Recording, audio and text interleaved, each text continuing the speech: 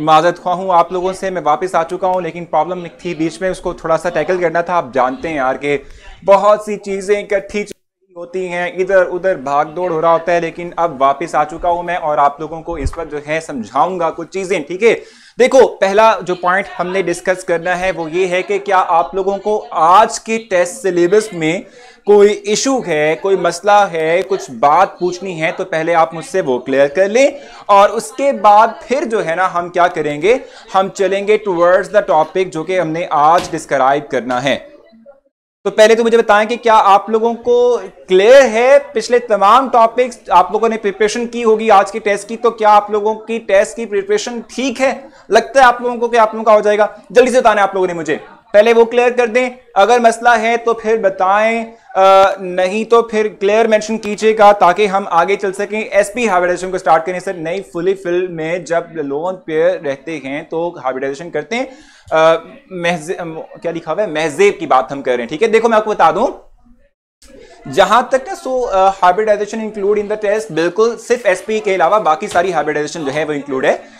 एक चीज मैं आपको जरा बता दूं, अभी इस वक्त मैंने आप लोगों के लिए एसपी हाइब्रिडाइजेशन को डिफाइन भी करना है और उसको एक्सप्लेन भी करना है। ठीक है, ये आपने हमेशा जहन में रखना है कि जब भी कंपाउंड के अंदर डबल या ट्रिपल बॉन्ड आ जाएं, ठीक है, डबल या ट्रिपल बॉन्ड हमारे पास जब भी कंपाउंड के अंदर आ जाएं, ठीक, सो डबल बॉन्ड के अंदर एक सिग्मा होता है और एक पाई बॉन्ड होता है। ठीक है, और ट्रिपल बॉन्ड के अंदर हमारे पास क्या होता है कि एक सिग्मा और दो पाई बॉन्ड हमारे पास होते हैं। ठीक हो गया?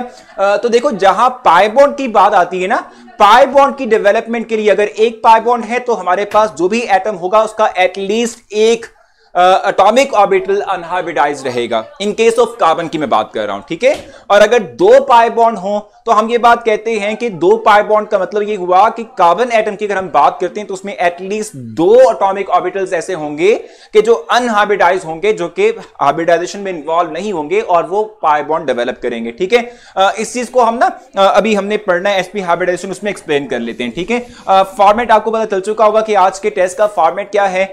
5 MCQ, 5 शॉर्ट क्वेश्चन और 2 लॉन्ग क्वेश्चंस आज के इस टेस्ट का कंप्लीट एक जो हम कहते हैं ना कि भी क्या कहते हैं, टेस्ट इन तमाम चीजों पर मुश्तमिल है। ठीक है, अब इनको आपने देखना है। ठीक है, 7:30 पे आपका टेस्ट स्टार्ट होगा और 8:30 जो है, ठीक है, उस पे आपका टेस्ट एंड होगा। 1 घंटे का है। इस 1 घंटे में आपने इसको सॉल्व भी करना है, उसकी पिक्चर को आपने अपलोड भी करना है। ठीक है, यस सर, एक दफा कंफर्म कर दें लॉन्ग शॉर्ट। देखो लॉन्ग में थोड़ा सा डिस्क्राइब कर देता हूं, जैसे common properties of organic compound important long question है, उसके बाद रिफॉर्मिंग क्रैकिंग बड़ा इंपॉर्टेंट है, और जो हमारे पास ऑर्गेनिक कंपाउंड की क्लासिफिकेशन है वो बड़ा इंपॉर्टेंट है। ठीक है, चॉइस बिल्कुल नहीं होगी साहब सबाहत, ठीक है, बिल्कुल कोई चॉइस नहीं सर। टेस्ट चेक कैसे होंगे, साल ये हम पर छोड़ दें यार, 3 दिन के अंदर आपको रिजल्ट मिल जाएगा। सर फ्यूल में ऑक्टेन नंबर कैलकुलेट कैसे करते हैं रिफॉर्मिंग वाले टॉपिक में, आफाक मैं आपको बता दूं कि जैसे हमने उसमें ये बात कही भी थी कि रिफॉर्मिंग का मतलब क्या होता है। रिफॉर्मिंग का मतलब होता है conversion of straight chain into branch chain. अगर मेरे पास एक एन हेप्टेन है और एक तरफ मेरे पास आइसो ऑक्टेन है, ठीक है, अब ये लेट्स सपोज मेरे पास 60% है और ये मेरे पास 40% है। ठीक है, सो इसका मतलब ये हुआ कि ये जो हमारे पास मिक्सचर है, ठीक है, ये जो हमारे पास पेट्रोल है, ठीक है, इसका ऑक्टेन नंबर क्या होगा, 40 होगा। आप ये कह सकते हैं द परसेंटेज, ठीक है, the percentage of iso octane, the percentage of branch hydrocarbon in the mixture of petrol is called as octane number. ठीक है, ब्रांच बात कर रहा हूं, अनब्रांच की बात मैं नहीं करता, स्ट्रेट चेन की बात मैं नहीं करता। ठीक है जी, लॉन्ग रिपीट करने भी रिफॉर्मिंग, क्रैकिंग, ठीक है, क्लासिफिकेशन ऑफ ऑर्गेनिक कंपाउंड और common features of organic compound, ये 4 इंपॉर्टेंट टॉपिक्स हैं। ठीक है, जो कि आप लाजमी करेंगे। और अच्छा जल्दी से अब चलते हैं अपने टॉपिक की तरफ। हम पढ़ रहे थे एसपी हाइब्रिडाइजेशन। ठीक है जी, एसपी हाइब्रिडाइजेशन जो है, ठीक है, इससे मुतालिक हम बात करेंगे।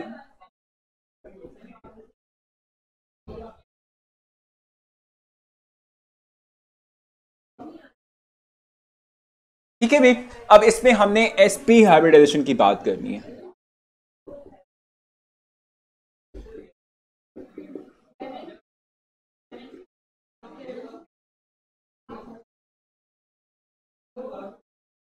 sp हाइब्रिडाइजेशन की बात करनी है। फर्स्ट इसको डिफाइन करेंगे, फिर हम आगे चलेंगे। अच्छा, पहले हम डिफाइन करते हैं व्हाट इज sp हाइब्रिडाइजेशन। हम कहते हैं the type of hybridisation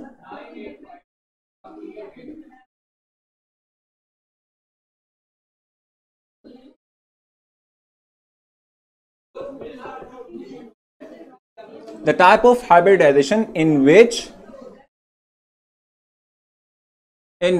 one s and one p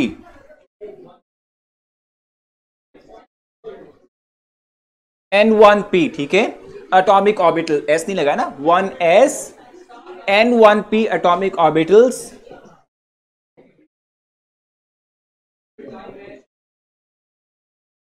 are intermixed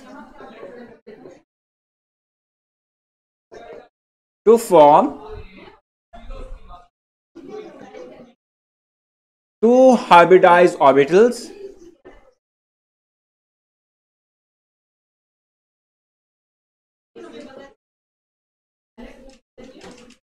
having same shape and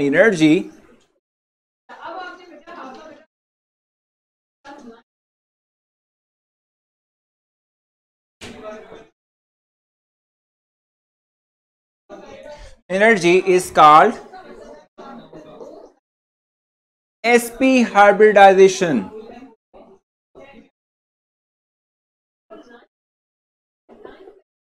इसको हम sp हाइब्रिडाइजेशन कहते हैं, ठीक है जी, समझ आ गई आप लोगों को। हम कहते हैं कि वो टाइप ऑफ हाइब्रिडाइजेशन जिसमें एक s एक p मिलते हैं और इनके इंटरमिक्स करने से, इनके आपस में कंबाइन होने से, ठीक है, यकजा होने से हमारे पास दो एटॉमिक दो हाइब्रिडाइज ऑर्बिटल बनते हैं। इस टाइप ऑफ हाइब्रिडाइजेशन को हम sp हाइब्रिडाइजेशन का नाम देते हैं। It's called sp hybridization. ठीक हो गया, समझ आ चुकी है आप लोगों को? जी भाई बताएं मुझे, समझ आ चुकी है? भी क्या नहीं चला अब्दुल्ला, जरा मुझे बताना है हाउ टू सॉल्व, क्या प्रॉब्लम क्या आई है अब्दुल्ला, बताना है मुझे, ठीक है, मुझे बताएं कि डेफिनेशन समझ आ चुकी है आप लोगों को। अगर ये डेफिनेशन समझ आ चुकी है तो हम फिर इसकी एग्जांपल की तरफ चलेंगे, और हमारे पास एग्जांपल जो है ना sp हाइब्रिडाइजेशन की, वो हमारे पास क्या है, वो हमारे पास है इथाइन। ठीक है, इथाइन जिसको हम एसिटाइलिन भी कहते हैं, उसकी एग्जांपल हम इलस्ट्रेट करेंगे, उसकी एग्जांपल हम एक्सप्लेन करेंगे। मुझे बताएं यहां तक समझ आ चुकी है? जल्दी से बताना है जी, शाबाश, जल्दी जल्दी। बात हुई है, लेक्चर तो हुआ था मैथ का, आप लोग नहीं हुआ आप लोगों का मैथ का? बताएं पहले, ये क्लियर हो चुका है आप लोगों को?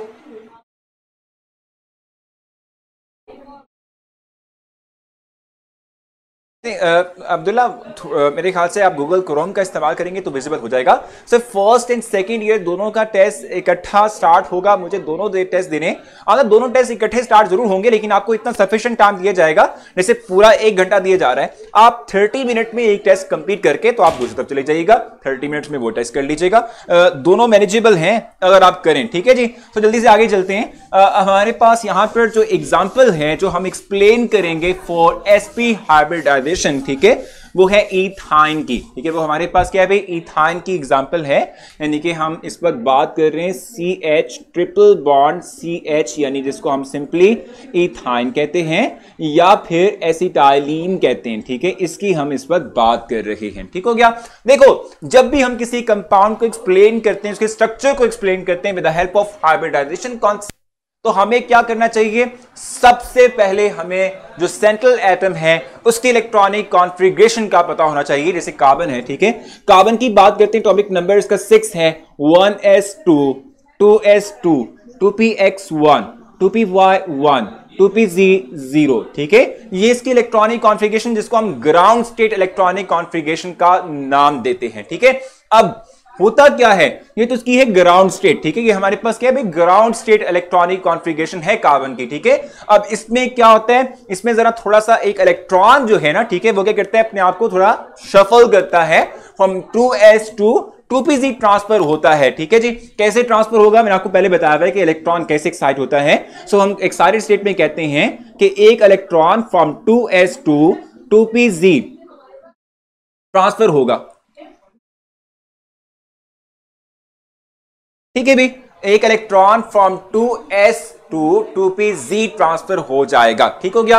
अब यहां पर आपने देखना ये है, आप बात कर रहे हैं sp हाइब्रिडाइजेशन की, जिसमें कि एक s और एक p आप लोगों ने इंटरमिक्स करना है। एक s और एक p आप लोग जो है आपस में मिलाएंगे। ठीक है। सो इन दोनों को मिलाने से दो sp हाइब्रिडाइज ऑर्बिटल बनेंगे, जिनकी शेप भी सेम होगी, जिनकी एनर्जी में भी कोई फर्क नहीं होगा। ठीक है। अब आप करते क्या है कि सेंट्रल कार्बन एटम के अलोंग, यानी इसके इर्द गिर्द, ठीक है, आप लोग क्या करते हैं, sp हाइब्रिडाइज ऑर्बिटल्स को ऑरेंज करते हैं, ओरिएंट करते हैं, लगाते हैं, जोड़ते हैं। ठीक है। सो एक इसके पास हाइब्रिडाइज ऑर्बिटल है, ठीक है, और इस तरीके से एक इसके पास हाइब्रिडाइज ऑर्बिटल है। दोनों के पास जो एक एक हाइब्रिडाइज ऑर्बिटल था वो तो एक दूसरे के साथ ही ओवरलैप कर जाएगा और सिग्मा बॉन्ड बना लेगा। ठीक है ना। देखें, आप ये बात जानते हैं कि जहां तक मीथेन इथाइन की बात है, सो इथाइन के अंदर 3 बॉन्ड है कार्बन कार्बन, एक पाई, दूसरा पाई और तीसरा सिग्मा होगा। ठीक है जी। सो ये जो सिग्मा बॉन्ड बनता है, आप जानते हैं कि सिग्मा बॉन्ड बनता है बाय द हाइब्रिडाइज ऑर्बिटल। जब दो हाइब्रिडाइज ऑर्बिटल एक दूसरे के साथ ओवरलैप करते हैं, इसको हम हेड टू हेड ओवरलैप का नाम देते हैं। ठीक है। सो यहां पर देख लें कि ये sp हाइब्रिडाइज ऑर्बिटल्स के ओवरलैप करने से सिग्मा बॉन्ड बन गया। ठीक हो गया। अब ये जो हर एक कार्बन एटम के पास एक दूसरा sp हाइब्रिडाइज ऑर्बिटल है, वो किससे बॉन्ड बनाएगा, वो हाइड्रोजन के 1s के साथ बॉन्ड फॉर्मेशन करेगा, जो कि हाफली फिल्ड है। ठीक है जी। सो 1s के ओवरलैप करते हुए हाइड्रोजन 1s और sp हाइब्रिडाइज ऑर्बिटल के ओवरलैप करने से एक और सिग्मा बॉन्ड बन चुका है। So total number of sigma bond कितने बने, जल्दी से आप बताएंगे। Total number of sigma bond आपको कितने दिख रहे हैं, कितने बन चुके हैं, आप बताएंगे। ठीक है। अब देखो, मैंने आपको बताया था जब भी आप किसी कंपाउंड की बात करते हैं तो कार्बन कार्बन अगर डबल या ट्रिपल बॉन्ड आता है, अगर डबल बॉन्ड है यानी जिसमें एक पाई और एक सिग्मा बॉन्ड है, तो एक पाई बॉन्ड जनरेट करने के लिए एटलीस्ट कार्बन का एक एटॉमिक ऑर्बिटल अनहाइब्रिडाइज रहेगा।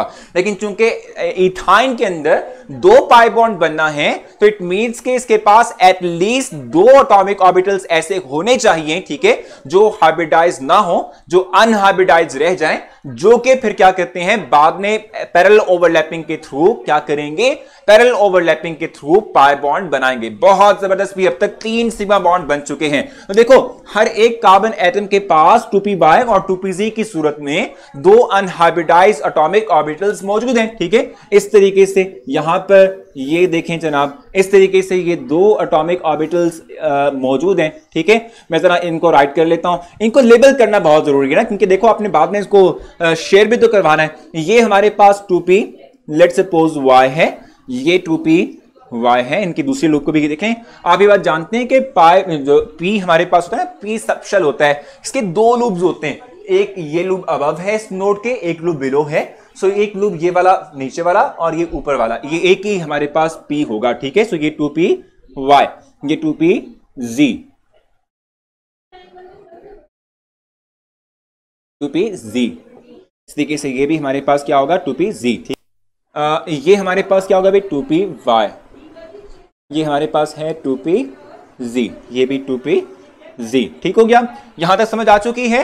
और देखो, मैंने आपको पहले भी बताया था कि जो भी एटॉमिक ऑर्बिटल्स जो हैं अनहाइब्रिडाइज होते हैं, वो उस प्लेन का मतलब क्या होता है, यानी लेट्स सपोज ये मेरा हाथ है, सो यहां पर मैंने तमाम हाइब्रिडाइज ऑर्बिटल अरेंज कर दिए हैं। ठीक है। सो जो अनहाइब्रिडाइज एटॉमिक ऑर्बिटल होगा वो इस प्लेन के परपेंडिकुलर अपने आप को ओरिएंट करेगा, लगाएगा, जोड़ेगा, अरेंज करेगा। ठीक है। सो आप देख सकते हैं यहां पर कि दो अनहाइब्रिडाइज एटॉमिक ऑर्बिटल हर एक कार्बन पर मौजूद हैं पैरेलल एक दूसरे के, तो ये पैरेलल ओवरलैपिंग करेंगे इस तरीके से। ठीक है जी। ये पैरेलल ओवरलैपिंग करेंगे। ठीक हो गया। और इस पैरेलल ओवरलैपिंग से एक पाई बॉन्ड ये बन गया और दूसरा पाई बॉन्ड इस तरीके से डेवलप होगा। इसको हम क्रॉस से शो कर देते हैं भाई, दोनों मिक्स ना करें हैं। इस तरीके से ये किस तरह से होगा,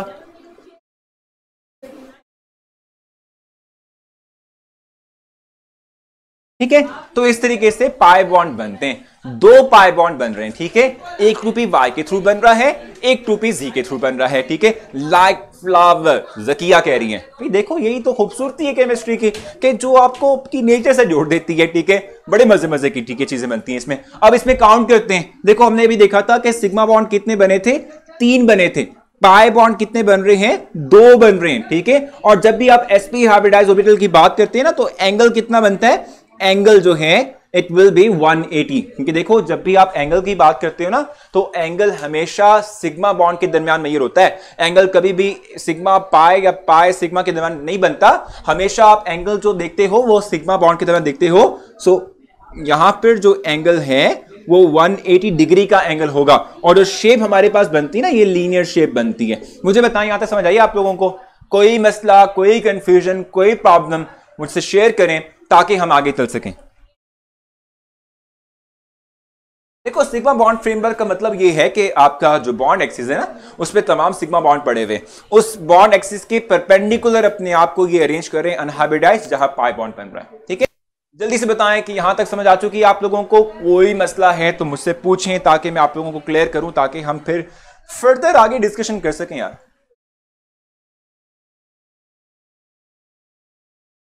बता दिया तलहा, आपको समझ आ गई ये वाली बात? अभी कोई मसला है तो पूछ ले, नहीं क्लियर जरूर लिखेगा ताकि हम आगे चलें। भाई वॉइस गई, भाई वॉइस कहां गई? वॉइस तो है, वॉइस तो है भाई। हाँ जी सर, एग्जाम्पल, एग्जाम्पल नहीं समझ आई भाई। शाहिद एग्जाम्पल तो समझनी थी। चले मैं आपको फिर से एक्सप्लेन कर दूं, कोई इशू नहीं है। सबको क्लियर हो चुका है?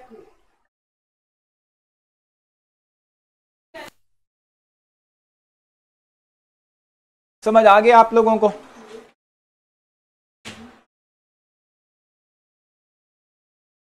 देखो सिग्मा फ्रेमवर्क का मतलब ये होता है, देखो लेट्स सपोज हम एक्स एक्सिस की बात करते हैं। इस एक्स एक्सिस के ऊपर हमारा तमाम सिग्मा बॉन्ड मौजूद है, ठीक है।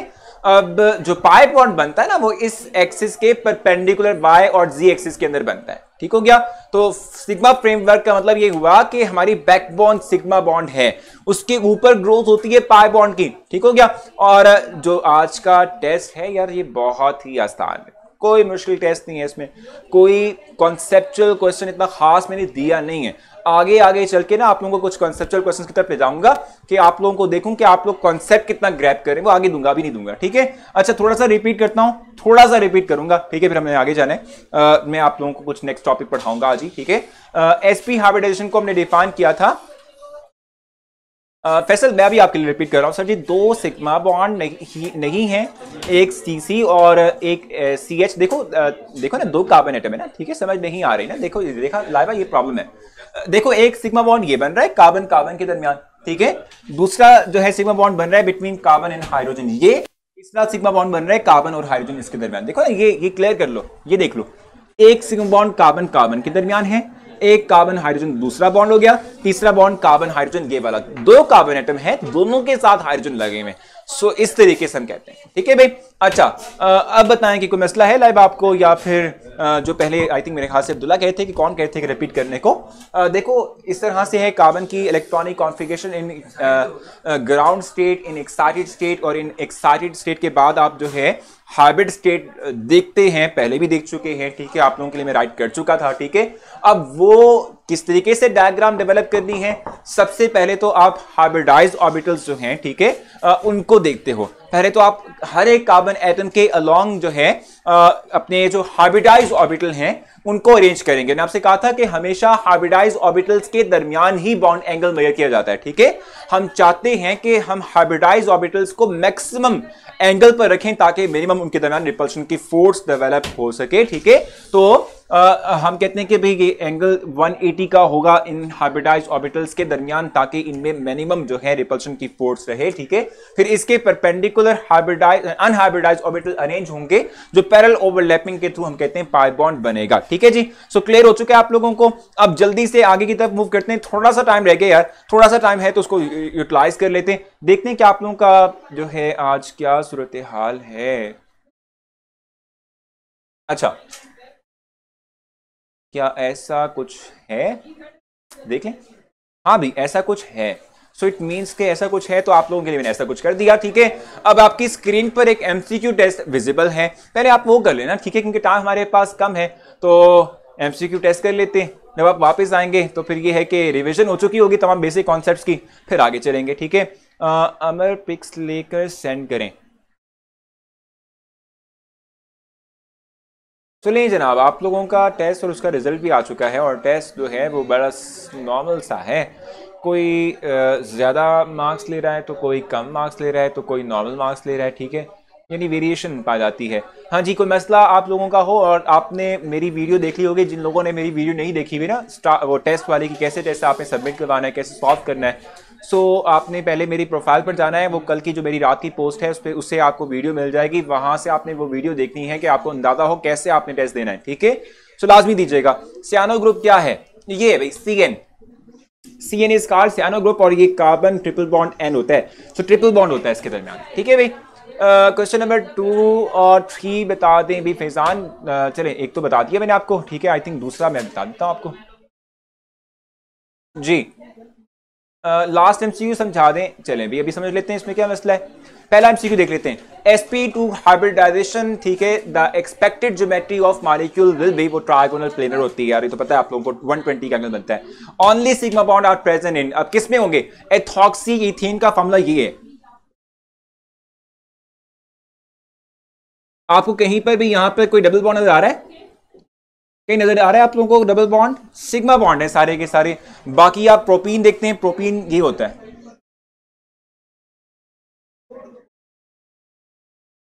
उसके बाद ब्यूटानॉइक एसिड,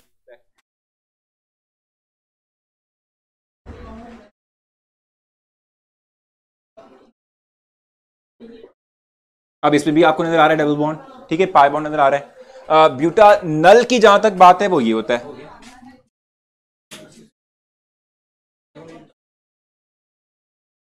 तो देखो सबके अंदर ही पाई बॉन्ड है सिवाय एथॉक्सी इथीन के, ठीक है। और लास्ट वाला है सियानो, तो सियानो में ट्रिपल बॉन्ड होता है ना, कार्बन नाइट्रोजन ट्रिपल बॉन्ड है यहाँ पर, सो ये sp हाइब्रिडाइजेशन को शो करता है। सिंपल सी बात थी, इसमें कोई मुश्किल वाला क्वेश्चन था ही नहीं, ठीक है। अच्छा भाई, सो क्लियर है आप लोगों को। अब इस तरह से है कि 1 घंटा, ठीक है, आप लोगों को मिलेगा, 1 आवर मिलेगा, उसमें आपने सॉल्व भी करना है, उसी में आपने सबमिट भी करवाना है, तो मतलब बहुत सारा ख्याल रखिएगा। और कल जब मैं आऊंगा ना तो मैं थोड़ा सा आप लोगों का रिव्यू लेकर आऊंगा कि भी आप लोगों के टेस्ट कैसे हुए, और कोशिश मेरी पूरी होगी कि मैं विद इन 3 डेज आप लोगों को चेक करके वापस कर दूं टेस्ट, ठीक है जी। सो अपना बहुत सारा ख्याल रखिएगा। कल इंशाल्लाह मुलाकात होती है, कल हम अपनी पूरे जोबन के साथ पूरे टाइम को लेते हुए अच्छे से पढ़ेंगे और मजे से पढ़ेंगे, ठीक है, और मजे से जो है नॉलेज को गेन करेंगे। सो अपना ख्याल रखें कल तक के लिए, और दुआ में याद रखिएगा। कल मिलते हैं इंशाल्लाह। अल्लाह हाफिज।